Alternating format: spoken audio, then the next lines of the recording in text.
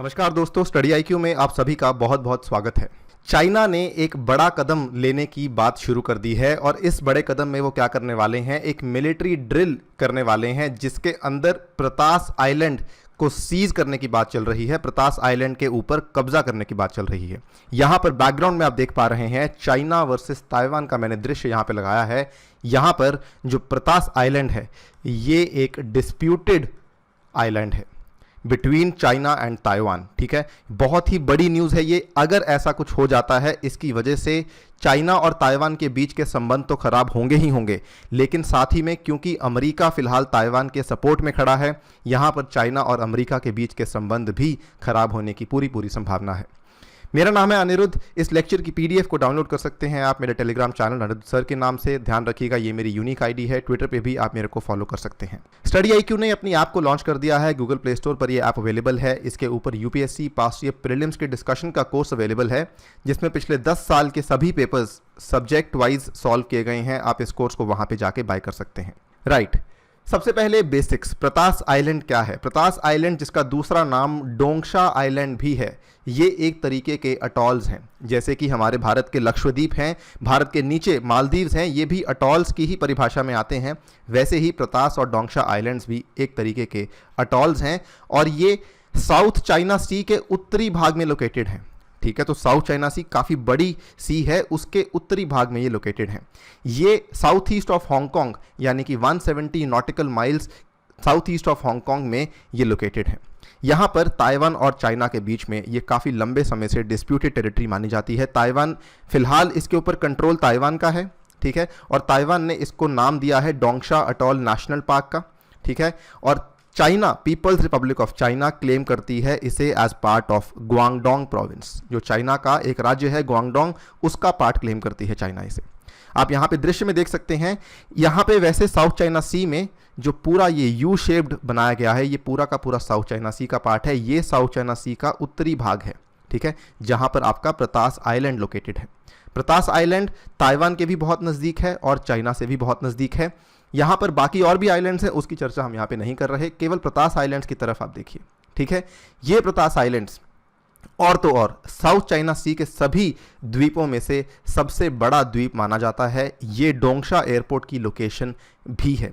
आपको बताना चाहूँगा प्रतास आइलैंड, जैसा कि आपको बताया, अटोल है। यहाँ पर ज़्यादा निवासी नहीं रहते। ठीक है, ये एक तरीके की मिलिट्री लोकेशन है ताइवान के लिए, क्योंकि ताइवान को अपनी स्ट्रैटेजिक लोकेशन इंश्योर करनी है साउथ चाइना सी के आसपास, तो ताइवान इसको एक मिलिट्री लोकेशन की तरह इस्तेमाल करता है। ठीक है, यहाँ पे एयरपोर्ट है, मिलिट्री फील्ड है यहाँ पर। इसके बाद अब हुआ क्या? Chinese military is planning to conduct a large-scale landing drill off the Henan Island in the South China Sea in August। Plan किया जा रहा है, ये प्लान बाहर आया है कि अगस्त में यहाँ पर अटैक करने की बात हो रही है, to simulate the possible seizure of Taiwanese held Pratas island in the future. भविष्य में चाइना इसको अपने कब्जे में करना चाहता है, उसके लिए एक मिलिट्री ऑफेंसिव इन्होंने प्लान किया है। ठीक है, हेनान आइलैंड कहाँ पर है? अब देखिए, ये और बेहतर दृश्य है पिछले वाले से। यहाँ पर है हेनान आइलैंड। ठीक है, हेनान आइलैंड ध्यान से देखिएगा, ये आपका पूरा पैसिफिक ओशन है, पैसिफिक महासागर ये है आपका, राइट। और यहाँ पर है आपका परासल आइलैंड्स। अब हेनान आइलैंड से ये परासल आइलैंड को अटैक करना चाहते हैं। क्यों करना चाहते हैं, ये भी बहुत इंपॉर्टेंट सवाल है, राइट। प्रतास आइलैंड को ये क्यों अपने कब्जे में लाना चाहते हैं, ये भी बहुत इंपॉर्टेंट सवाल है। इसकी इंपॉर्टेंस, अहमियत क्या है चाइना के लिए? असल में प्रतास आइलैंड जो है ये चाइना के रास्ते में पड़ता है। हेनान आइलैंड से लेकर के पैसिफिक ओशन का जो पूरा का पूरा रास्ता है, इसके एकदम मध्य में पड़ता है प्रतास आइलैंड। चाइना ये चाहती है कि हम प्रतास आइलैंड के ऊपर कब्जा कर लें ताकि हमारे रास्ते में किसी तरह की रोक टोक ना हो। ठीक है, it is strategically important for China's advance into the Pacific ocean. हम सभी जानते हैं चाइना आने वाले समय में सुपर पावर बनना चाहती है और ये समुद्र के ऊपर पावर लेकर के सबसे ज़्यादा एक्सपैंड अपने आप को करने की कोशिश कर रही है, राइट। यहाँ पर कई सारे इंसिडेंट्स हमें देखने को मिल रहे हैं। यहाँ पर 2019 दिसंबर की ये न्यूज़ है, चाइना का एक domestically built aircraft carrier Shandong, ठीक है, चाइना का पहला domestically built aircraft carrier Shandong was deployed last December to the base on Henan, increasing pressure on the Chinese military to capture the islet। ठीक है, उस समय पर भी यहाँ पे चाइना की मिलिट्री के ऊपर, चाइना की सेना के ऊपर प्रेशर था कि आप जितनी हो सके कोशिश कीजिए इस आइलैंड को कैप्चर करने की। ये जो डोमेस्टिकली बिल्ड एयरक्राफ्ट कैरियर था, इसको इन्होंने लोकेट करवाया हैनान में। उसके बाद इमीडिएटली 2 महीने के बाद 19 मार्च 2020 को ये खबर सामने आती है, China stages night time air exercises near Taiwan in unprecedented drill. ठीक है, मैं आपको जो बता रहा हूँ ये बहुत ही लिमिटेड कुछ इक्के दुक्के इंसिडेंट्स हैं, लेकिन ऐसा नहीं कि और इंसिडेंट्स नहीं हुए हैं। ये तो आपके सामने मैं बता रहा हूँ, और कई सारे इंसिडेंट्स हुए होंगे जहाँ पर चाइना कोशिश कर रहा है ताइवान के ऊपर अपना कंट्रोल और बढ़ाने की। सबसे रीसेंट जो लास्ट फ्राइडे, पिछले फ्राइडे की बात है, यानी कि 8 या 9 मई की बात है, Taiwan said a Chinese air force Y-8 aircraft had briefly crossed into Taiwan's air defence identification zone. China अलग अलग तरीकों से आक्रमण करने की कोशिश कर रहा है। हम देख रहे हैं अपने पड़ोसी देशों में भी, ठीक है, भारत हो, नेपाल हो, या साउथ ईस्ट एशिया के कुछ देशों में, वियतनाम हो, इंडोनेशिया में, चाइना ने अपना जो अग्रेशन है बढ़ा दिया है। अब ताइवान उसका नया शिकार है। चाइना ऑपरेट्स दी Y-8, और ये Y-8 का चाइना इस्तेमाल तभी करता है, अर्ली वार्निंग के लिए करता है, इलेक्ट्रॉनिक वॉरफेयर के लिए करता है। ठीक है, इलेक्ट्रॉनिक वॉरफेयर के लिए तभी किया जाता है कोई किसी भी चीज़ का इस्तेमाल जब अपनी मंशा क्लियर हो कि हम यहाँ पर आपके ऊपर कब्जा करने वाले हैं। ठीक है, तो यहाँ पर चाइना ने ये पिछले हफ्ते किया, विच शोज़ कि यहाँ पर इनका जो आक्रमण है वो बहुत तेज़ी से बढ़ रहा है। अब बदले में क्या किया, यूएसए ने ताइवान को सपोर्ट करना शुरू कर दिया। हम सभी जानते हैं अमेरिका ट्रंप प्रशासन के अंदर मानता है कि कोरोना वायरस चाइना से ही उभर कर आया है। यहाँ तक कि अमेरिका ने खुलेआम चाइना की जो है यहाँ पर उसके ऊपर आरोप लगाए हैं कि कोरोना वायरस आपके यहाँ से आया है, हमें इन्वेस्टिगेशन करने की परमिशन दी जाए एंड सो ऑन। तो यहाँ पर यूएसए सपोर्ट करता है ताइवान को। इनफैक्ट ताइवान भी चाइना के खिलाफ है। शुरुआती दिनों में जब ताइवान WHO के खिलाफ था तो डायरेक्टली चाइना के ऊपर भी वो आरोप लगा रहा था।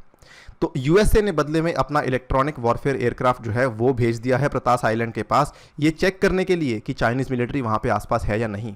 With some reports recording 13 flights in April alone. ये जो यूएसए का इलेक्ट्रॉनिक वॉरफेयर एयरक्राफ्ट है, इसने बताया है कि केवल अप्रैल में 13 फ्लाइट्स देखने को मिली हैं चाइनीज मिलिट्री के द्वारा इस आइलैंड के इर्द गिर्द में, जो कि गलत है।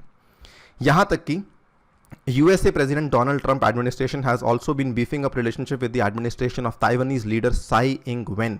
ये जो वहाँ की अपने आप को प्रेसिडेंट मानती हैं ताइवान की साई इंग-वेन, इन्होंने हाल ही में जो है वहाँ पे ओथ ली है और सेकेंड टर्म के लिए अपने आप को प्रेसिडेंट घोषित किया है। And China regards the US military presence as a joint military conduct with Taiwan. ठीक है, तो इन दोनों के आपस में जो यहाँ पर रिलेशंस हैं वो इम्प्रूव हो रहे हैं चाइना और ताइवान के under Trump and under Tsai Ing-wen. तो यहाँ पर यूएसए ने सबसे बड़ा कदम क्या किया, कल ही की बात है, 14 मई की बात है, यूएसए ने थर्सडे को अपनी नेवी का बहुत ही बड़ा जहाज़ है उनका USS मैककैम्बल, जो कि एक गाइडेड मिसाइल डिस्ट्रॉयर है, इसको प्लेस कर दिया है एक बहुत ही स्ट्रैटेजिक लोकेशन के थ्रू। एक्चुअली प्लेस नहीं किया, उसको पास करवाया था यहाँ से।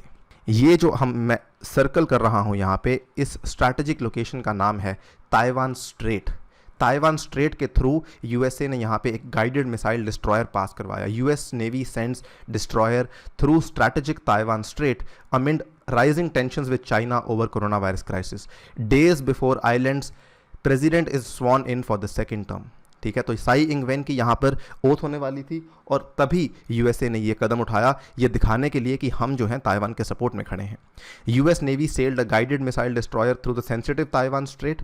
China has been angered by the Trump administration support for the island. Taiwan president Tsai Ing-wen inauguration for second term set for May 20। ठीक है, ये होने वाली है May 20 को, और यहाँ पर यूएसए ने ये कदम लिया है। कुल मिला के बात ये है, चाइनीज़ पीपल्स लिबरेशन आर्मी, जो चाइना की सेना है, it is becoming increasingly concerned about the growing US military presence in the South China Sea and such a drill could escalate tensions. तो जैसा कि मैंने शुरुआत में कहा था, अभी तक तो बात यह है कि हो सकता है चाइना और ताइवान के बीच में जो टेंशंस हैं वो बढ़ जाएं, लेकिन यहाँ पर यह माना जा रहा है कि इसकी वजह से चाइना और अमेरिका के बीच जो टेंशंस हैं वो भी बढ़ सकती हैं। US China clash looms over Taiwan's invite to global health meeting. सबसे लेटेस्ट इसमें यह हुआ, यहाँ पर जो WHO की मीटिंग हुई थी, WHO की वर्ल्ड हेल्थ असेंबली की मीटिंग हुई थी पिछले हफ्ते। उस वर्ल्ड हेल्थ असेंबली में एक रेजोल्यूशन पास किया गया था कि कोविड-19 कहाँ से निकल कर आया है, इसकी इंक्वायरी होनी चाहिए, इसकी जांच होनी चाहिए। राइट, वहाँ पर चाइना ने जो है साफ साफ मना किया कि ऐसा नहीं होना चाहिए। यूएसए ने सपोर्ट किया ताइवान को कि ताइवान को यहाँ बुलाया जाना चाहिए और ताइवान भी हमारे साथ ही बोलेगा कि ये स्वतंत्र जांच होनी चाहिए चाइना के खिलाफ। इसके बाद जो है इन दोनों के बीच के टेंशन्स और बढ़ चुकी हैं। मैं आपको इस नोट पे ख़त्म करना चाहता हूँ। ये न्यूज़ को ध्यान से देखिए, ये 2018 की न्यूज़ है, 2 साल पुरानी न्यूज़ है। उस टाइम पे न्यूज़ सामने आई थी कि क्या चाइना प्लान कर रहा है to take Taiwan by force in 2020। ठीक है, गौर कीजिए इस चीज़ पे और देखिए कि चाइना के जो प्लान्स हैं वो धीरे धीरे शेप अप कर रहे हैं और अब फाइनली हम देख रहे हैं ये पहला कदम है जो कि चाइना ले रहा है in order to capture Taiwan by force. इसी नोट पे वीडियो को समाप्त करता हूँ। Thank you for listening to me. Stay tuned and stay safe.